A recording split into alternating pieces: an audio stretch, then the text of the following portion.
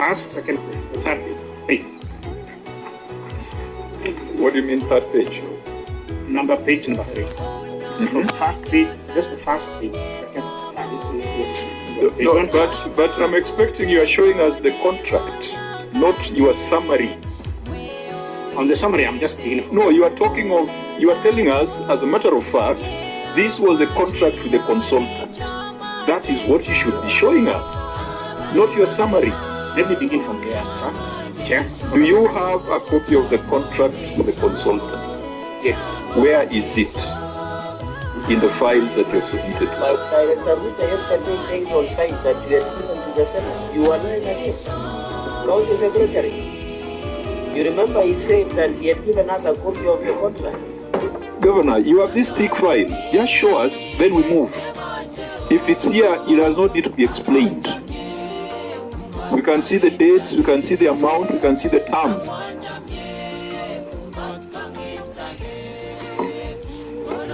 Because we are not going to take just an oral narrative from someone who has not taken the oath.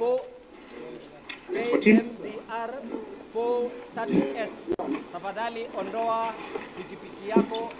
Annex 1, tender advertisement. Which one? Please. The next document is, there is a cover page showing us annexures. The next one is a document from the county government of Uasin Gishu. It is your own analysis. The next one is something from the control of budget. Next one. This is your document, Governor. And I don't know why you get the last document. Is the next one. Is there another? Is there another Chobolot? Administration pale machifu. Because of time, Chair, let me assist him. It is in Annex 2. Annex 2, there is the agreement for the contractor, and then next agreement for the consultant. Yes. Annex 2 is almost the last one. Yeah, so your annexures start from the back. Yeah.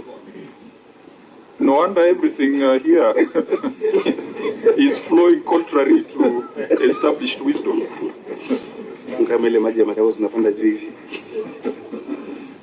Okay, now proceed. And please be very precise. I was supposed to release my members by 3:30. Yes, Chair. There is this contract that was between the county government of Uasin Gishu and the consultant by the name of Linz Consult Limited. This contract was, as it is, signed, as shown in the last page 9 of that contract. However, what I want to clarify is the payments that were made to this consultant. The payment of 17 million shillings was paid under the act that actually mandates payment architects. If you no, the question is when. When was the payment was done? The first payment certificate was done in April 2022. In April 2022. Against that is 10.6 million. 10.6 million.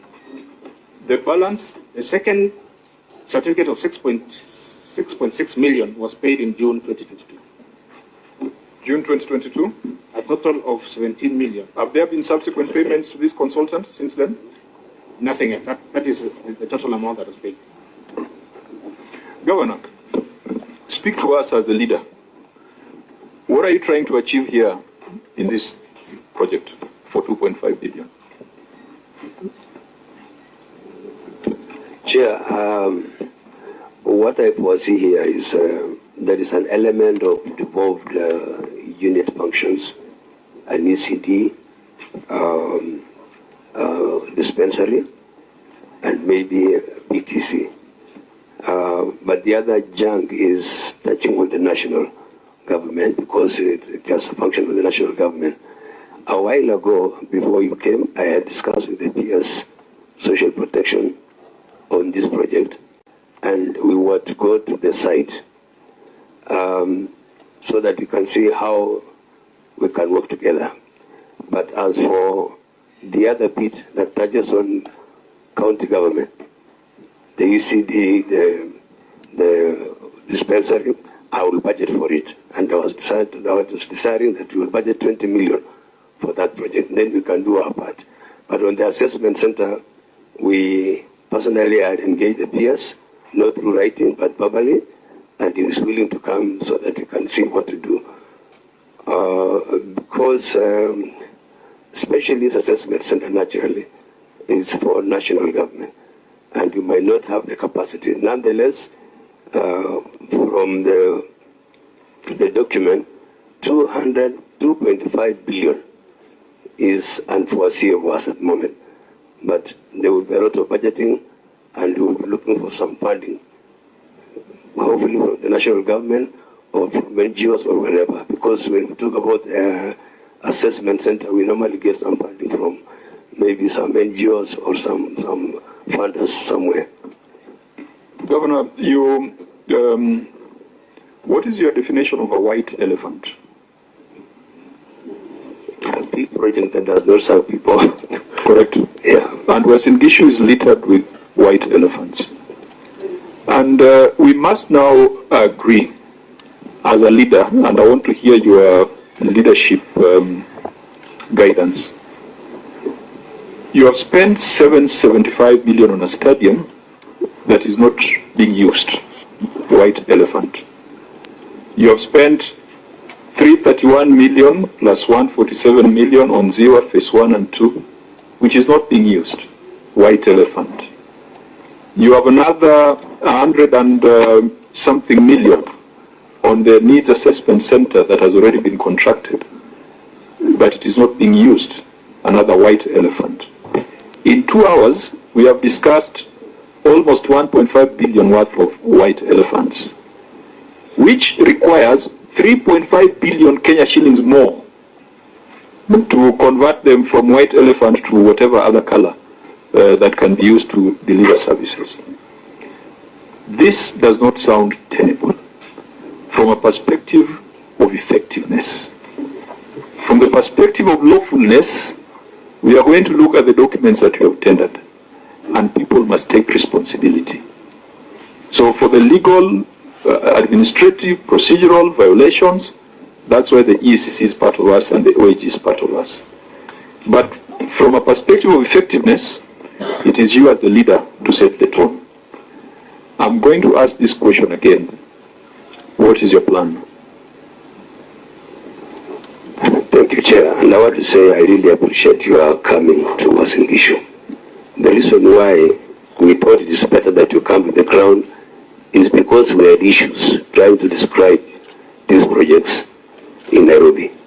And the wisdom was that you also come as our presiding body to see exactly what is happening on the ground, give your pieces of advice.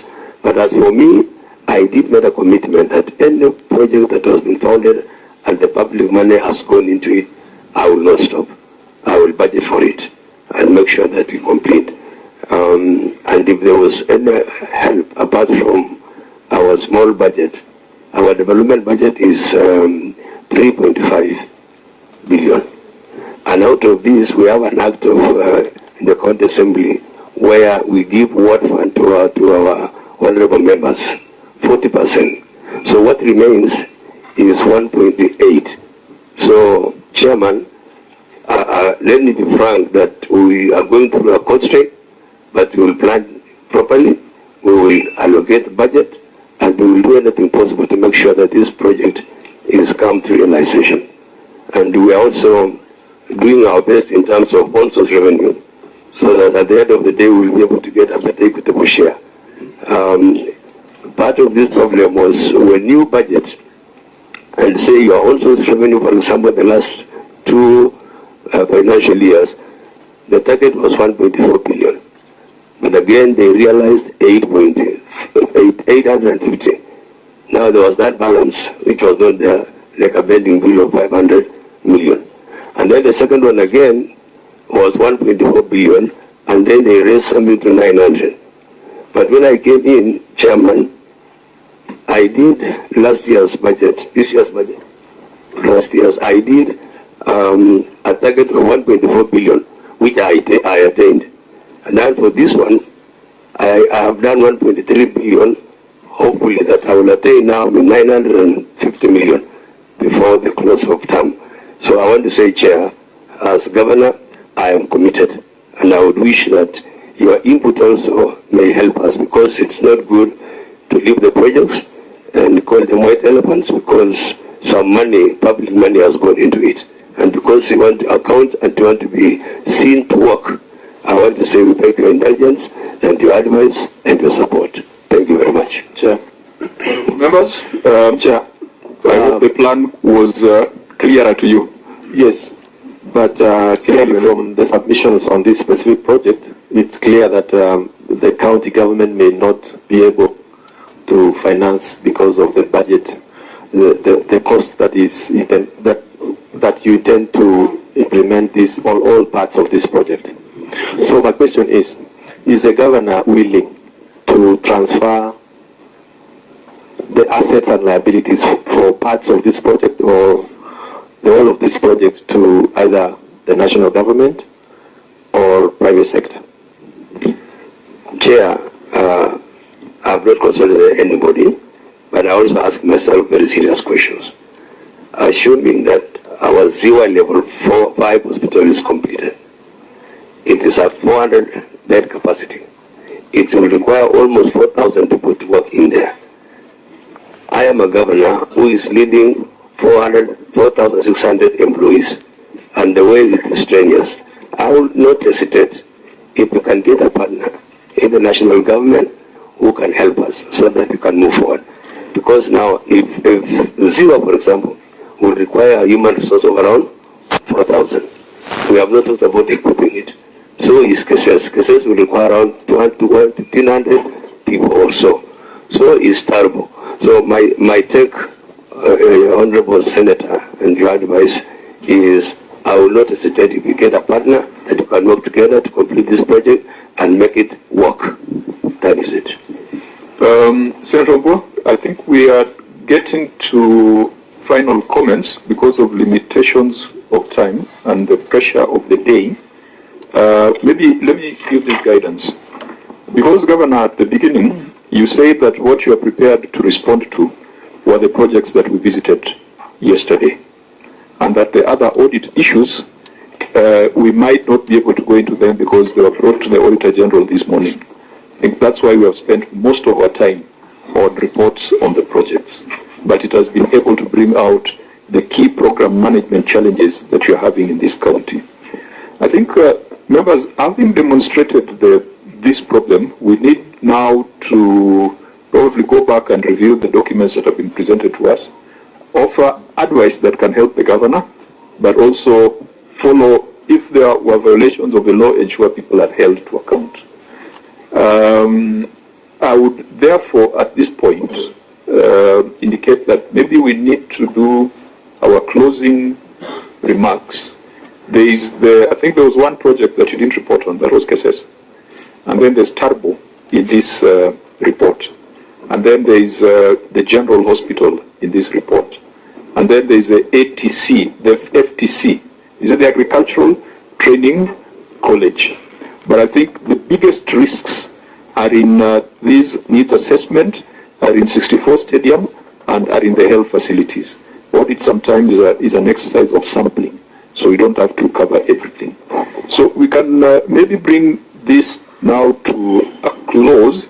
Information on the white elephant, 1-1. No, I was going to make this recommendation that even as we are bringing it to a close, I could allow one member of the assembly just a minute to tell us, and it's good to inform us, but it's also good for you to tell us what you are going to do about these things, because primary oversight is your responsibility. So I can use my discretion to allow the Deputy Speaker and one other member to say something in closing, and then we bring it to the senators and to the governor. So, yes? I she finalized because of the seniority. Chair, thank you very much for coming. I want to take from where you said that what is the governor doing about this. I want to say, because you have reminded us that county government is a formation of both arms of government, the county assembly and county executive. I want to report here that in the first year of this administration, when we were seated as both arms of government, we all realized that the first government was too ambitious with mega projects, and we knew that we might not bring them to completion. And what we recommended is that the governor and his team hold the bull by its horn by saying, among all these projects, what are we able to do and what are we not able to do, so that we have a way forward. If there are 7 projects, can we finalize with 2? But up to date, there is no report from the executive, meaning that, and you have heard that from the executive, that they would continue giving bit by bit. My take is a high time we all agree that this is not tenable. We need to call it by its name by saying what is possible doing by the county government and what is possible to release to any other organization or national government, so that the people of Uasin Gishu can get the value of public money.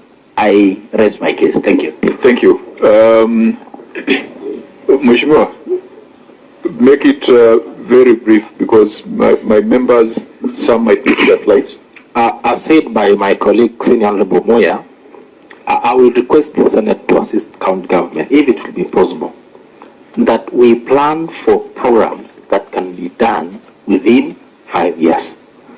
Because if, for instance, I'm in my final term, I procure 20 billion for the next government to complete, it will become very difficult for them. Kindly, as senators, our big brother, legislate for us so that we do programs that will be complete within 5 years. Thank you. Thank you. It is already in law that projects must flow from the CIDP, and CIDPs are 5 years. So when they happen outside the CIDP, that is a violation of the law, and someone must be held accountable. Deputy Speaker, honorable members, I'm sorry I have not allowed all of you to speak because I've been very gracious. Let the Deputy Speaker say something in closing, and then we bring it back here. Thank you so much, Chairman. I really want to appreciate that these proceedings has really helped us as a county assembly to also learn well from you. Chairman, we have been at Catch-22, Honorable Chair, that the public, because of limited resources, every part of the Uasin Gishu County is requiring the limited resource. And if we decide today that we shelf all the other programs for us to complete CIWA level 5, then Turbo will be having something to say. That is where now the governors of the executive are at Catch-22. Because of the public demand that they need resources, regardless of the little resources we have to reach all parts of the county. But that is what we are now forced, Honorable Chair, that in the coming future, we are being forced now to take back all this information to the public, that Uasin Gishu County has engaged itself in quite a number of big capital projects that needs to be completed. Let us prioritize and shelve others so that we can have some working, so that it does not take also a lot of time. This is what we are going to take it seriously, and in our subsequent budget, in our checking of our next subject, but even in the next financial year's budget, the Chair, we are promising that we are going to handle matters that we have seen that are so grievous in my investigation here today, that we at least finance them, as well as we talk to the other parts of the county to agree with us that let us complete some of the programs to be put in use. Thank you so much. Thank you. To the County Assembly, primary oversight is your responsibility. And some of the questions you are asking, you are the ones who are supposed to ask. Some of the things you are condemning, you are the ones who are supposed to catch them before they go bad. So we must work on a framework of capacity development. And as I said earlier, you will realize that the questions you are asking do not require any special expertise or knowledge. It is just a matter of being concerned for the needs of the people. So if you need help, please reach out to Amy. Please reach out to the clerks of this committee. we can provide help from our experience in the Senate. I would be happy on the day we come here and we find that you have already processed the report, so that we only deal with residual issues. But the Senator for Taita Taveta really cannot be the expert on Uasin Gishu matters. You are the real experts. Honorable members, any matter in closing? Just closing remarks. Only three very quick ones. One, the Governor and the Speaker, you have a duty to the people of Uasin Gishu to work together. Must complement one another. Two, Governor, don't spread yourself too thin. Just live within your means. It's okay for people to want to do all these big and major projects, but there's a reality of what you can do and what you cannot do. So just look at that. And lastly, if you find yourself that you have sunk money into a project that you are unable to complete, and there is value for that project to the public, don't just take the most simple action of abandoning and saying, I will allocate bit by bit. You are the governor. Talk to development partners. Establish contacts. But most importantly, where necessary, like the Center of Excellence for Assessment, invoke Article 187 of the Constitution. Have a conversation with the national government. The transfer of functions and powers between the two levels of government. So that you do what you're able to do, and let the national government do what only them can do. I rest my case. Thank you. Governor, in closing? I want to say thank you, Chair. Thank you so much, Senate Committee, that you found time to come to Uasin Gishu and to see these glaring issues which we actually are confronting. That when I assumed office, I found 14 projects. That was 2023, 2024, major projects. But in 2024, 2025, I did prioritize 3. That is Kesses Hospital, Ganile PTC, and Geria Calgary. And for your information, there are other projects we didn't mention, which was what you have visited. Moiben Hospital, which was started, and there was a lot of legal issues, and you are paying money which was not seeing any value. Chagaya High Altitude Training College, training camp, which is in the southern part of Kesses, which it was meant to help the runners to, train. But later, the same athletes gave us some information that is not tenable, and it cannot help anybody because you can't run in a very high altitude area, yet you have sunk a lot of money there. Chair, we have a project called Moisoi, which actually ideally was, funded by, Peter Bit was funded by the county government, and we have sunk 285 million. It's a project, a milling plant. And the cooperatives came together from 2 sub-counties, Moiben and Soy. But again, it was meant to be completed in 1 year, but it was stalled up to now. So there are these big things, because this thing has a political, expectation. It is very hard for me to say this project will not continue, and you expect me to get reports from that place. I will be so realistic and say, I'll take the advice of Senator, my friend here, Wambua, that we can talk to other partners. We can invoke that section you said, talk to the national government, and there are many other partners and donors who can help us. So maybe again, with your guidance, Chair, we will be able to talk together again and show us where else can we get this help. Because in my state of county address last year, the other year, we realized that we have a pending bill for all these debts that we have was coming to around 7 billion. And I don't know why on earth can we take care of this 7 billion. But my predecessor, I'm sorry to use that, I had only paid 750 million. In my 2-year administration, I have paid on those pending bills 1.5 billion. But on the real pending bill that we found, which was 707 million, I have struggled to pay 685 million, balance is only 22 million. So in all fairness, let me say, I would wish that we develop this county. It is the county of champions. It's a county where Senator and your team, you accorded us a status of our city, our Eldoret being a city, and you want to wish to be us to be a model county. And I want to say I'm so grateful that you came, and I would wish that you don't stop coming, because your coming here will help open our minds, will help us, to understand certain things and the insight of some issues.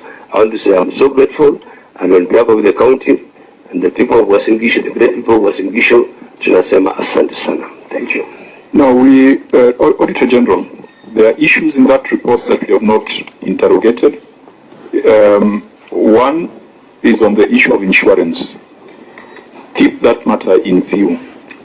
There were 2 paragraphs on insurance. I think there was medical cover, and there was another staff comprehensive insurance scheme. Number 2 is the issue of irregularities in procurement of land. When we had a meeting last time in Nairobi, there was a matter of acquisition of some land next to the stage that has not been resolved. Keep that matter in view. We might want to ask the EACC to look into it.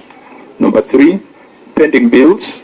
Governor, the response you gave here, you just threw figures in the air without providing any supporting documentation. Keep that in view. Number 4, audit and internal controls. The Auditor-General had almost 12 paragraphs of weaknesses in controls within the audit function. Keep that in view. The issue of the county attorney and contingent liabilities. We have a contingent liability register here of about 514 million. Keep that in view.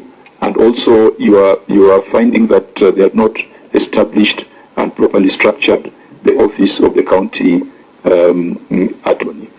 So there are quite a number of things in this report that we would still follow up, and we can either follow them up at the next audit cycle, or if time allows, then we will still need to demand written responses on those matters so that we take a final position. Governor, you are the CEO of this county, and you must make hard decisions. William Ruto, the CEO at the national level, inherited CBC. He now has to fix it. You can't blame people. He inherited SGR. He inherited debt.